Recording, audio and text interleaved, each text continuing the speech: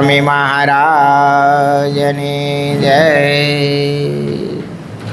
સ્નાતમ ચંદન ચર્ચિત નિજ જને પુષ્પ સૃજાલમ કૃત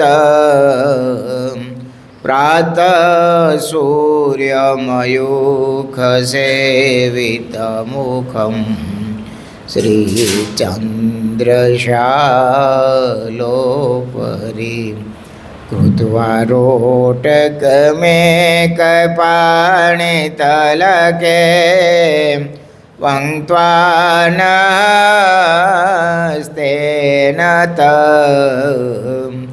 ભુજાનં પ્રવિલોકસેવકગણાન વંદે સદા સ્વામિનમ વંદે સદા સ્વામિનમ વર્ણિવેશરમણીયદર્શનમ મંદેહાચરુચિરાનનાંબુજમ પૂજિतं સુરનરોત્તમેરમુદા ધર્મનંદનમહં વિચિંતયે.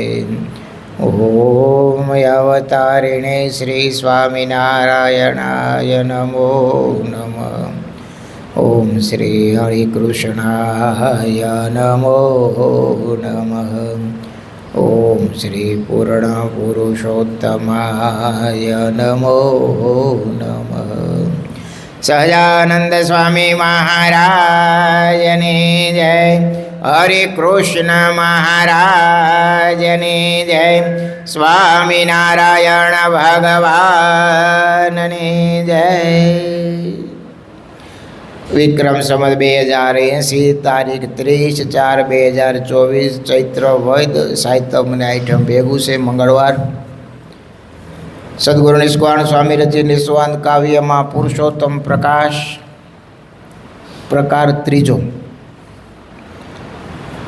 પૂરો થયો. ચોથો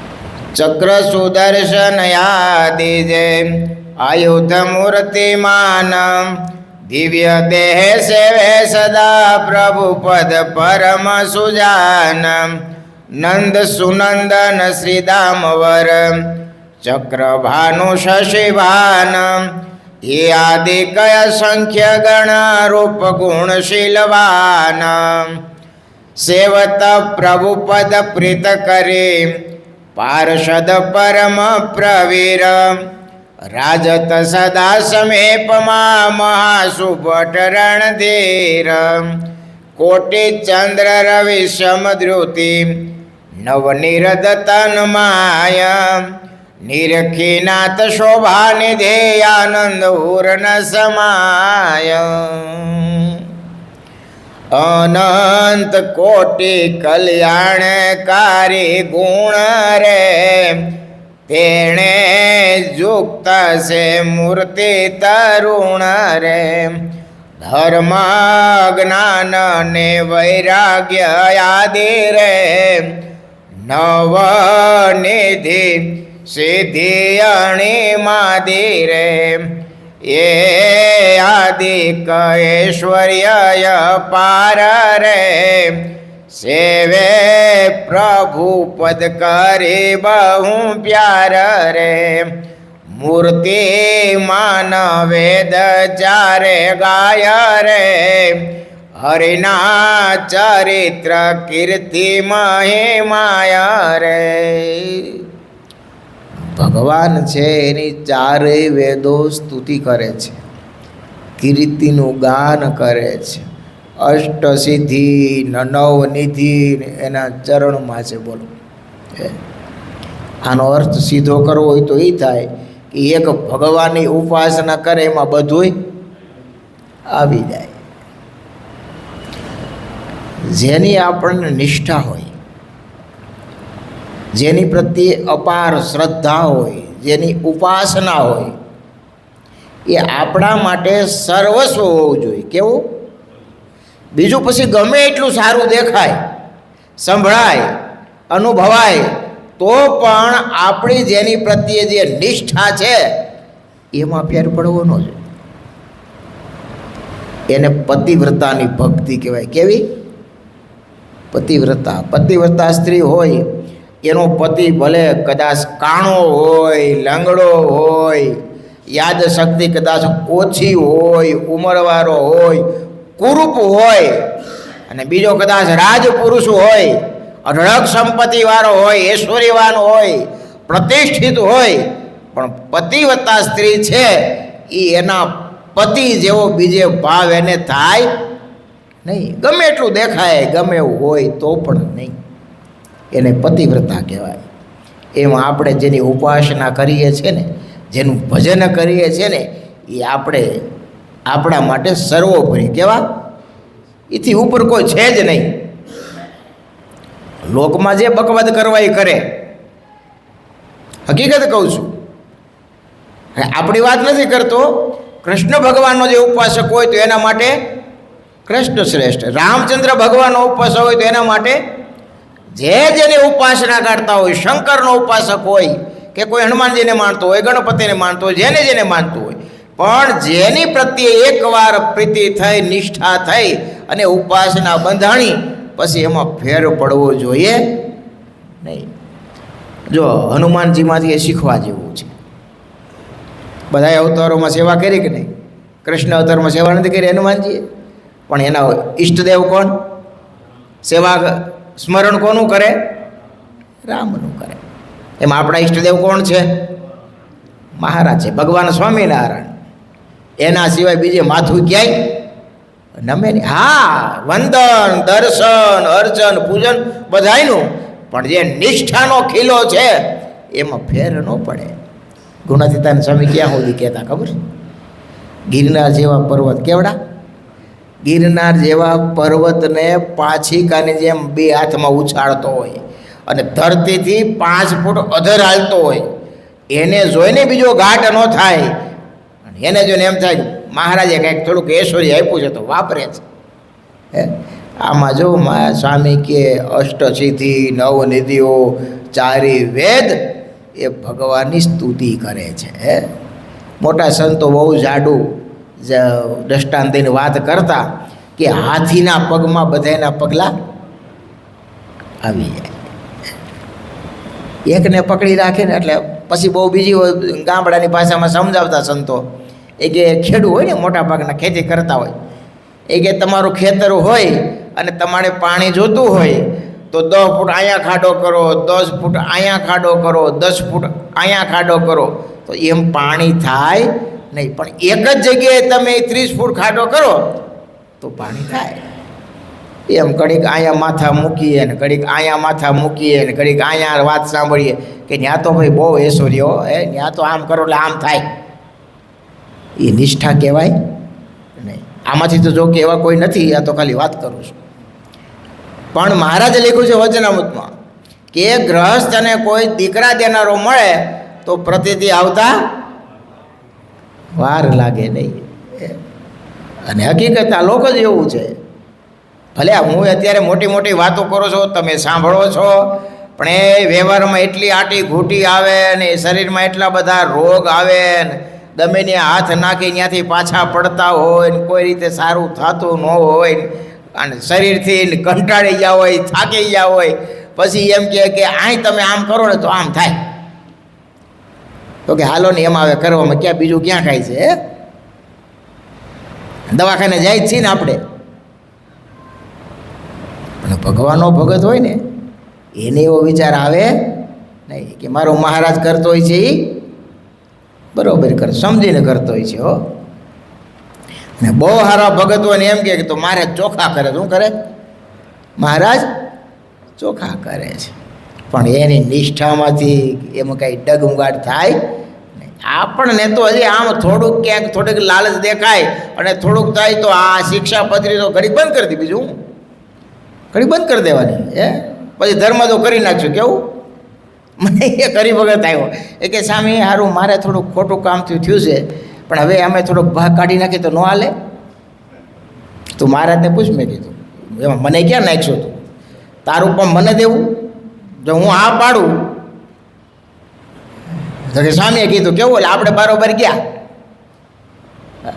એક સારામાં સારા વાપીના હરિભગત હતા. બપોરનો સમય હતો, પૂજ્ય મોટા દેવસાહીને બપોરની કથા થતી હતી ને આવ્યા. એ કે સ્વામી આજ તો એક બહુ મોટું કામ કરીને આવ્યો છું. શું? મારા માતા પિતાને મેં સ્વામી બહુ સમજાવ્યા પણ એ કુસંગ મૂકતા જ નથી, કોઈ દી મંદિરે આવતા જ નથી, હાથમાં માળા લેતા જ નથી. એટલે સ્વામી કે તો એ સત્સંગી થયા, માળા કરતા થયા? ના ના સ્વામી, આજ તો પછી ખીજાણો ધક્કા મારીને બહાર કાઢી મૂક્યા ઘરની બહાર, તમે તમારી ત્યાં જાઓ ત્યાં જાઓ. અને પાછો એ ફૂલાય પાછો હું કે બહુ સારું કામ કરીને હોય એમ તે રાજી થાય એમ. હે કુસંગનો સંગ ન કરો એમ કેવો, એમાં ભગવાન રાજી થાય. એ મહારાજે વચનાવતમાં લખ્યું છે, જેણે મા બાપનો ફિટકાર લાગ્યો છે ને એને કોઈ દિવસ ભગવત દર્શન નહીં થાય.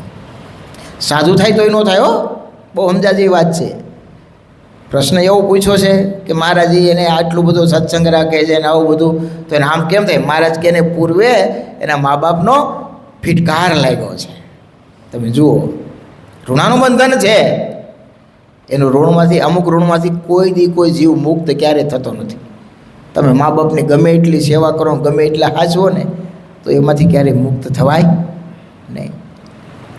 ઘણા અત્યારના જોવાનિયા હોય ને, કાલે જ મેં કિસ્સો વાંચ્યો, દક્ષિણ બાજુનો છે.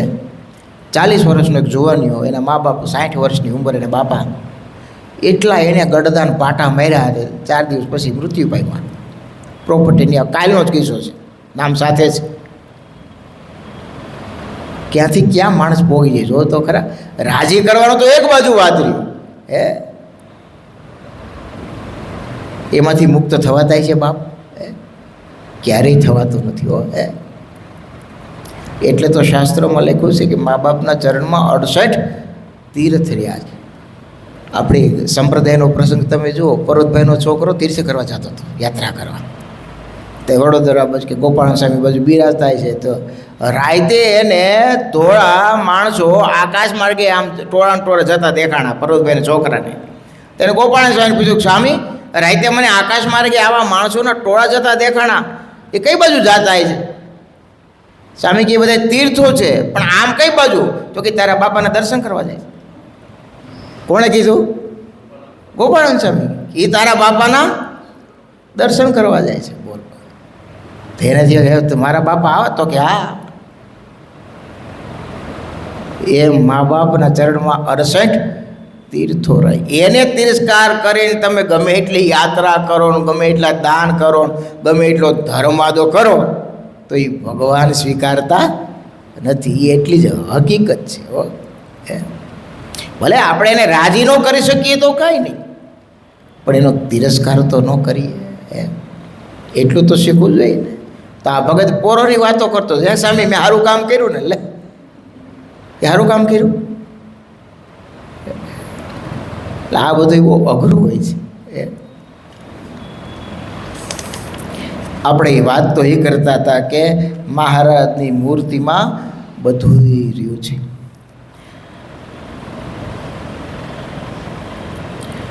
મૂર્તિ માન વેદ ચારે ગાય રે, હરિના ચરિત્ર કીર્તિ મહિમાયા રે. વાસુદેવા દિવ્યો અનુપરે, કેશવાદિક 24 રૂપ રે. વારાદિક બહુ અવતાર રે, એ સર્વના હરિધરનાર રે. એવા શ્રી હરિ કૃષ્ણ ભગવાન રે, પુરુષોત્તમ કૃપા નિધાન રે. આજે ઐશ્વર્ય સર્વ કહેવાય રે, તેણે યુક્ત તકારે રાય રે. ભુવે પર એકાંતિક ધર્મ રે તેને પ્રવર્તાવોએ છે મર્મ રે બદરિકાશ્રમ ને માયે રે થયો શાપ અતિ દુઃખદાયે રે ઋષિ દુર્વાસાને શાપે કરે રે ભૂમિ પ્રગટા મનુષ્ય તનુ ધરી રે નિજ એકાંતિક ભક્ત જાણી રે ભક્તિ ધર્મ ઉરહેત જાણી રે સહજાનંદ સ્વામી મહારાજની જય. અત્રિ ઋષિના દીકરા દુર્વાસા મુનિ જો એને મહારાજે નિમિત્ત ન બનાવ્યા હોય, મહારાજ આ ભૂમંડમાં ન આવ્યા હોય તો આત્યાંતિક કલ્યાણ કોનું થાત કયો? મહારાજ બહુ મોટો સંકલ્પ લઈને આવ્યા છે. બહુ મોટો સંકલ્પ લઈને આવ્યા છે. એકાંતિક ધર્મ કેવો? એકાંતિક કરવા માટે આવ્યા છે. અને જુઓ તમે કેવી કેવી સ્થિતિને આપણે હમણાં પરોતભાઈને યાદ કર્યા, ગોરધનભાઈ જુઓ, કાલે આપણે જેઠા માણિયાને યાદ કર્યા હતા, ખબર હોય તો કે ભૂલાઈ ગયું? બીજા કોને યાદ કર્યા હતા? ઓલી ધજાની સેવા કરી હતી, કોણ હતા એ? ક્યાં ગામના હતા? ઉમરેઠના. શું નામ હતું? તમે જ મને કીધું હતું. રૂપરામભાઈ ઠાકર. કહેવાય રૂપરામભાઈ ઠાકર. એની વંશ પરંપરામાં બોલો એમના દીકરા હતા ગોવિંદરામ. એને પણ આજીવન એ ધજા ચડાવવાનું નિયમ કાયમ માટે જાળવી રાખ્યું હતું. પછી એક બીજા ભગતના ઉમરેઠના આપણે યાદ કર્યા હતા, ગંગા દત્તભાઈ. મહારાજની ઘરેણાની જરૂર હતી, જરૂર નહોતી પણ એનું ઘર લૂંટાઈ જવાનું હતું. એટલે મહારાજ કે અમારે ઘરેણા હોય તો લેતા આવો, અને તરત મહારાજના વચને ઘરેણા લઈ અને આવ્યા. એ વિચાર ઉપરથી આપણે ખોપાળાના જેઠા માણિયાને યાદ કર્યા હતા. સેવા ભાવી મહારાજનું વચન. મેં કાલે વાત કરી હતી કે ગઢપુરથી સંતો ફરતા ફરતા ખોપાળા ગયેલા. આનંદાનંદ સ્વામી હતા મોટેરા. ઉનાળાનો સમય, સ્વામીને ગરમી થતી હતી. સ્વામી કે જેઠા કાંઈક પવન આવું થાય તો સારું. સ્વામી તમે વાડીએ સ્નાન કરીને આવો, ક્યાં સુધીમાં વ્યવસ્થા કરી દઉં. એ તો કંઈ લાઇટો હતી નહીં. પાણી સ્વામી વાડીએ સ્નાન કરવા ગયા અને પાછા મંદિર આવ્યા તો ભગતે મંદિરનું દિવાલ હતી ને બાખરું પાડી દીધું. તો સ્વામી આવ્યા, આનંદાનંદ સ્વામી કે ભગત આવું કે સ્વામી તમે નહોતું કીધું કે ઉનાળો છે ને ગરમી બહુ થાય છે, કે થોડોક પવન તો આવે પણ હા એ કે સ્વામી તમે જાશો એ તો પાછું સણાઈ જાય. કે તમે ક્યાંથી? એ ભાવના, તકની સેવા, એ સંતો પ્રત્યે જેઠા માણિયા એટલા બધા હેતવાળા હતા. સંતોને ભાળે અને જાણે ભગવાન આવ્યા ને એટલો એને પ્રેમ ને ભાવ.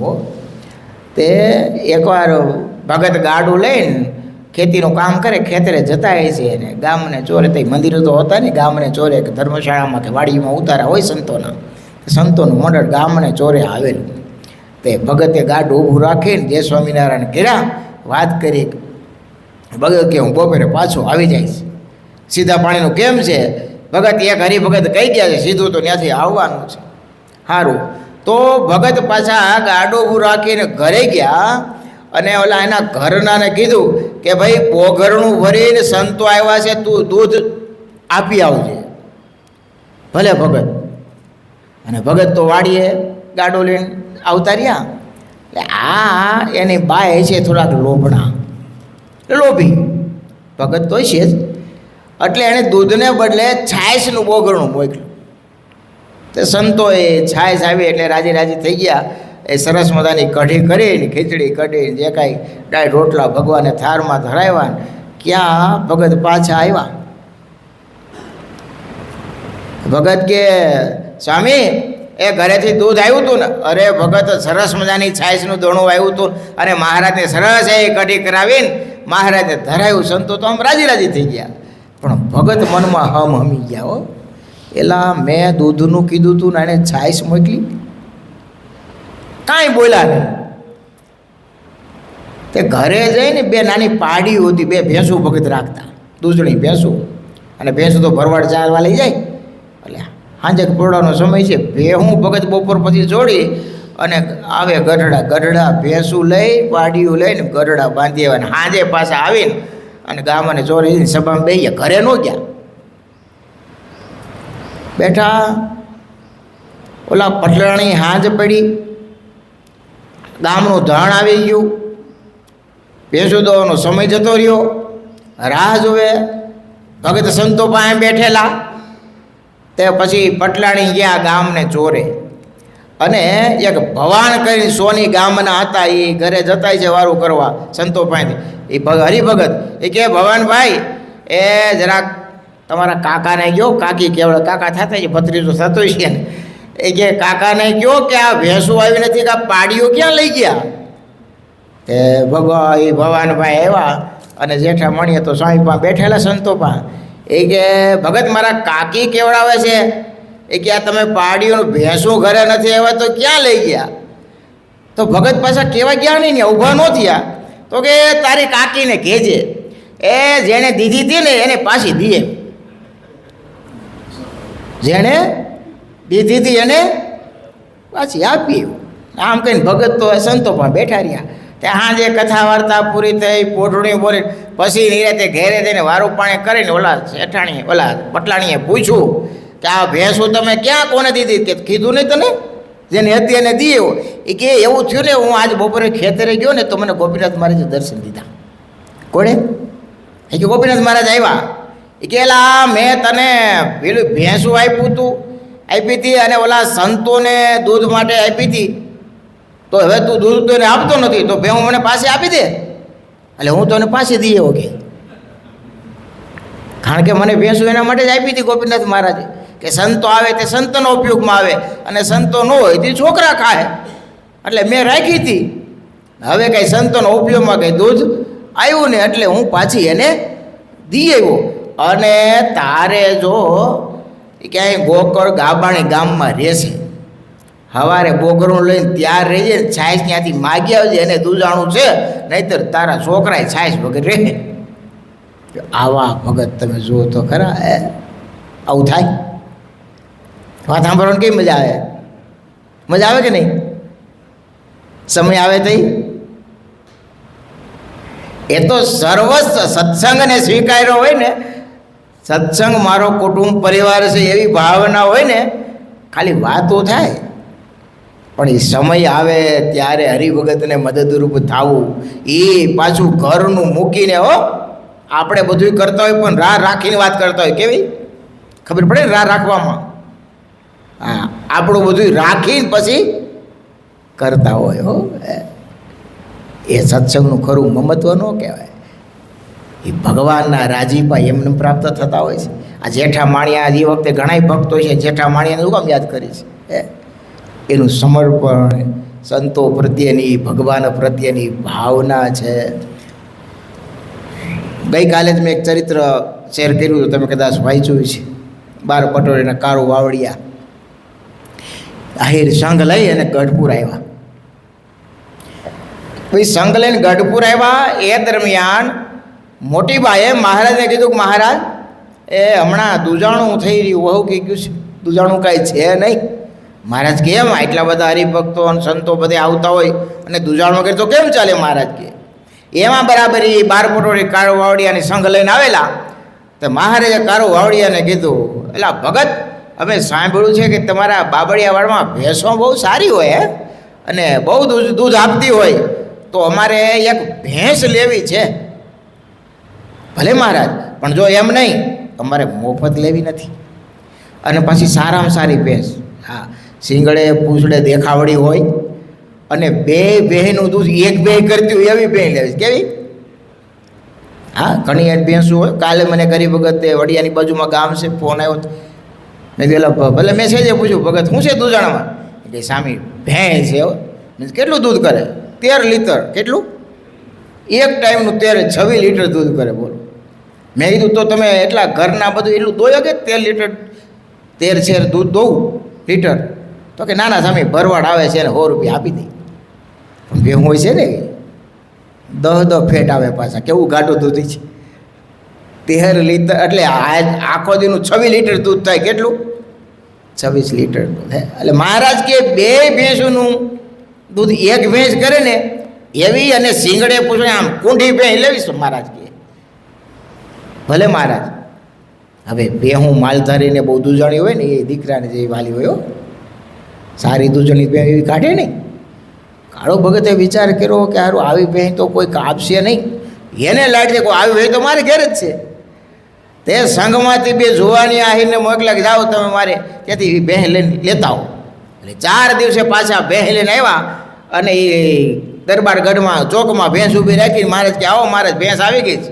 અને મહારાજ આમ ભેં એક જોઈ જાઓ એવી કુંડી અને દેખાવડી અને દૂધ હોય એવું. મહારાજ કે આ ભેં તો બહુ સરસ લાવ્યા. ભગત આવી ભેં ક્યાં હતી? એટલે સ્વામી આપણે ઘરે જ હતી. મહારાજ કે આપણે મફત લેવી નથી હો, આની કિંમત. અરે મહારાજ આની કઈ કિંમત હોય? મહારાજ કે એમ નહીં. તે મહારાજે પશુના જાણકાર ગામમાંથી 5 જણાને બોલાવ્યા હો કે ભાઈ આની તમે કિંમત કરો, અમારે મફત લેવી નથી. તો એ વખતે 200 રૂપિયા કિંમત. કેટલી? 200 રૂપિયા. હવે તકલીફ એ પડી કે દાદા ખાચર હાજર નહીં, અને વ્યવહાર બધું દાદા ખાચર ને કારોબારી કંઈ કરતા છે. મોટીબાને મહારાજ કહેવાય, મહારાજ કે મોટીબા અમને 200 રૂપિયા આપો, અમારે ભેંસના 200 રૂપિયા આપવા છે.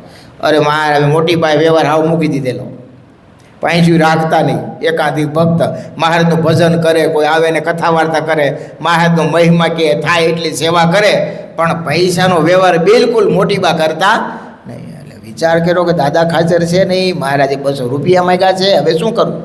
તે ઘરમાં ગયા, પટારમાં થોડાક દાગીના પડેલા. એટલે દાગીના લઈને મહારાજ પૈસા તો નથી પણ આ દાગીના વટાઈ આવો. એની ઉદારતા તો તમે તે દાગીના આપ્યા. મહારાજ કારભારી હતો એને કીધું કે જા વાણિયા જા અને 200 રૂપિયા લે ને આ ગીરવે મૂકી દે. તો એ તો 200 રૂપિયા લઈને ગીરવે મૂકીને 200 રૂપિયા લઈને આવ્યા. મહારાજ કે ગણો, આ ચોક વસે બધું થાય છે હો. તે રૂપિયા ગણ્યા તો 250 થયા. મહારાજ કે તમને ગણતા ક્યાં આવડે? બીજા હરિભગત હતા, એલા ગણો તો તમે, તો 300 રૂપિયા થયા. મહારાજ કે તમે ઓલા વાણિયાને છેતરી આવા લાગો છો, હરિભગત થઈને કોને છેતરાય? એ મહારાજ કોઈ બીજા કર્યું. મહારાજ કે ગણો તો 400 રૂપિયા થયા. મહારાજ કે આ તો સારું વધતું જતું લાગે છે. બધા તો જોઈ રહ્યા ઘડી. મહારાજ કે સારું લ્યો, એ આ 200 રૂપિયા ભેંસના કાળું વાવડિયાને આપ્યા, અને આ 200 રૂપિયા ઓલા દાગીના મૂક્યા છે ને એ પાછા લેતા આવો, જાઓ. કાળું વાવડિયા કે મહારાજ પૈસા આપણે મારે ન લાવે, પગ મહારાજે મૂકી દીધા. મહારાજ કે નહીં, તો અમારે ભેંસ લેવી નથી. અમે મફત, તો આપણે પહેલાં વાત થઈ હતી, મહારાજ કે અમારે મફત લેવી નથી. 200 રૂપિયા પરાણે કાળું વાવડિયાને આપ્યા. પણ સંઘ જ્યારે પાછો વિદાય થયો ને, એ કાળું વાવડિયા પગે લાગ્યા હોય ને મહારાજના ચરણમાં 200 રૂપિયા મૂકી દીધા. મહારાજ કે આ રૂપિયા લઈ લે, રૂપિયા તમે ભેંસ ના આપ્યા. અરે મહારાજ જો તમારે ના પાડાય નહીં. મહારાજ કે કેમ? તમે મારા ગુરુ છો, અને ગુરુનું પૂજન કરો એટલે શિષ્યની ફરજ છે. અને તમે મારા ગુરુથી હવે તમારે ના ન પડે, અમારી દક્ષિણા તમારે લેવી પડે. અને મહારાજ પછી બહુ રાજી થયા અને 200 રૂપિયા લીધા. અને આમ કારું વાવડિયાએ મહારાજને ભેંસ અર્પણ કર્યો. મહારાજ કેવા રાજી થયા છે. તકરની સેવા થઈ જાય ને એ જે રાજીપો પ્રાપ્ત થતો હોય છે. અને ક્યારે થાય? સંતોને, મહારાજને, સત્સંગીઓને મારા માયના હોય ને ત્યારે આ બધાય સમર્પણ થતા હોય છે. ભેંસ તો કારું વાવડિયાઈ દીધી, મહારાજે રાખી. દૂધનો ઉપયોગ એ બધા સત્સંગીઓને સંતોમાં થયો. પણ આપણે એ ચરિત્રને ખાલી યાદ કરીએ ને કે ગઢપુરમાં ભેંસ ઊભી છે, મહારાજ, એ સંતો ને એવા એકાંતિક ભક્તો, એ 200 રૂપિયા ને ભગવાન રૂપિયા ગણાવતા હોય છે. અને આ લીલા છે ને ભગવાને, અને ગણે તો પાછા 50 રૂપિયા વધતા જાય. બોલો એ બેનો વિભાગ. એ જો ભક્ત હૃદય હોય ને તો એ દ્રશ્યને આમ જોવે, એ ભગતનો ભાવ વિચારે. કારું વાવડીએ 2 યુવાનોને ક્યાં ઠેઠ બાબડિયાવાર મોકલા, 4 દિવસે પાછા આવ્યા. એની શ્રદ્ધાને ધન્યવાદ નહીં. આ બધું કેવું આમ રોવાડા બેઠા થઈ જાય. આ બધો મહારાજનો પ્રતાપ છે. કોનો? મહારાજનો પ્રતાપ છે, એની પ્રત્યે ભાવના છે. સંતોએ સત્સંગ કરાવ્યો હોય છે ત્યારે ભાવના વધી છે ને. એ તમે જુઓ જૂના સંતોના દાખલા કેવા હતા. તે મહારાજ ધારે તો ભેંસો આજુબાજુથી ન લઈ ગયા. એને તાણ હોય, પણ એ લીલા છે ને એ અલૌકિક અને અદ્ભુત છે. એ સામાન્ય માણસના કળામાં આવતી હોતી નથી. મહારાજે મંદિર બનાવવું હતું, દાદા ખાચરને આમ આખું સોનાનું બતાવ્યું ધરતીમાંથી. દાદા વાર એટલી લાગે અમારે મંદિર કરવું હોય તો, પણ ઝાઝા જીવનું કલ્યાણ કરવું છે એનું હું. અને વાત તમને લાગે છે કે મહારાજને વાર લાગે? કાલે જ હું મહારાજનું જીવન થોડુંક જોતો હતો. 6 મંદિર મહારાજે 7-8 વર્ષમાં બનાવ્યા. બોલો, એક વર્ષમાં એક કેવડા મોટા મંદિરો. એ વખતે અમે અત્યારે ગામડે બનાવી છીએ ને તો 2 વર્ષ 2.5 વર્ષ લાગે છે. એક નાનું એવો 30-40 લાખ ખાલી સામાન્ય રૂપિયો તો કેવડો હાવ નાનો થઈ ગયો. એ વખતે કાંઈ સાધન સગવડતા ને કેવડા મંદિરો વિચાર તો કરો. આ વડતાલનું મંદિર છે, 9 લાખ ઈંટ તો પાયામાં નાખી બ્રહ્માને. કેટલી? 9 લાખ ઈંટો પાયામાં નાખી. બોલો, અને એક વર્ષમાં પૂરું કરી નાખ્યું. ગગનચુંબી મંદિરો, આ ભગવાન સ્વામિનારાયણ ઈશ્વરીને બીજું ત્યારે ક્યાં બધા સાધન સાવગ્રી. અને ગુજરાતમાં તો પાણો ક્યાંય મળે નહીં. તમે જુઓ તો ક્યાંથી ઠેઠ લાવવાનો સામાન. અને છતાંય 9 શિખરવાળું મંદિર અને પાયો ઠેઠ પાતાળમાં નાખ્યો. એ મહારાજના થાય? મહારાજ વગર થાય? કેવું ઐશ્વર્ય જોવો તો ખરા. એ ખાલી કોઈક વિચારે ને તો એમ લાગે કે ભગવાન સ્વામિનારાયણ કંઈક છે એમ. બીજી વાત તો પછી નહીં રહે. આટલી સાધન સામગ્રી તોય અત્યારે આવડું મોટું મંદિર કરવું હોય ને તો વરમમાં થાય કે ન થાય. એ વખતે મહારાજે આમ તમે જો તાબડતોડ કર્યા. 1881 શરૂ કર્યા મહારાજે. અને મને એમ છે 79માં તો પૂરા કરતી હતા. 79માં છેલ્લું મંદિર પૂરું કરી દીધું ગરપુર. પછી 1-2 વર્ષનો ગાળો બાકી. વર્ષમાં એક મંદિર. બોલો, નવું મંદિર. અને મહારાજે આ બધાય કાર્યો છેલ્લા 10 વર્ષમાં હો. નકર સાધુ એ ઉતારાની ક્યાં કાંઈ હોય વ્યવસ્થા હતી. ગામડામાં વાડીઓ હોય, તળાવ હોય, નદી હોય, ત્યાં રહેવાનું. અને સંઘમાં હરિભક્તોય સમય અવચમાં પોતાના ભાતા સાથે આવતા હો. નિરણ અને ભાતું સાથે લાવતા. ઘટે તો મહારાજ પૂરું આપતા અને પાછા જાય ત્યારે ભાતા બાંધી દેતા. પણ એની શ્રદ્ધા ભાવના. અમુક તો વડતાલ કે મારા સમયા કરતા ને ભુજમાં કે તો એટલે દૂર દૂરથી 6-6 મહિને પોગતા. કેટલા મહિને? હવે એની શ્રદ્ધા તો તમે જુઓ. આજ આપણે 3 દી કાઢવા હોય તો કેવા કઠણ પડે. તો કે 7 દીનો સમયો. એમાં આપણે કેટલા દી જઈએ? 2 દી જાય તો જઈએ એમ. એ વિચાર તો કરો. 6 મહિના તો રસ્તામાં, 3 મહિના આવતા ને 3 મહિના જાતા. એની શ્રદ્ધા કેવડી છે. પણ એ શ્રદ્ધાથી, એ ભાવનાથી દર્શન થાય ને એ આખું જુદું થાય. જાય વડતાલ જે હાલીને જાય છે એને ખબર છે. એ આપણે ગાડીમાં દર્શન થાય, કલાકમાં પોગી જાય ને ચાલતા ચાલતા જે દર્શન થાય ને એનું સુખ છે ને જુદું આવે. કેવું આવે? એ જુદું આવે. એમ ભગવાન પ્રત્યેનો જેટલો પ્રેમ ભાવ મહિમા વધે એટલું આપણું હૃદય ભક્તિવાળું થાય. સહજાનંદ સ્વામી મહારાજની જય. સ્વામિનારાયણ સ્વામિનારાયણ સ્વામિનારાયણ સ્વામિનારાયણ.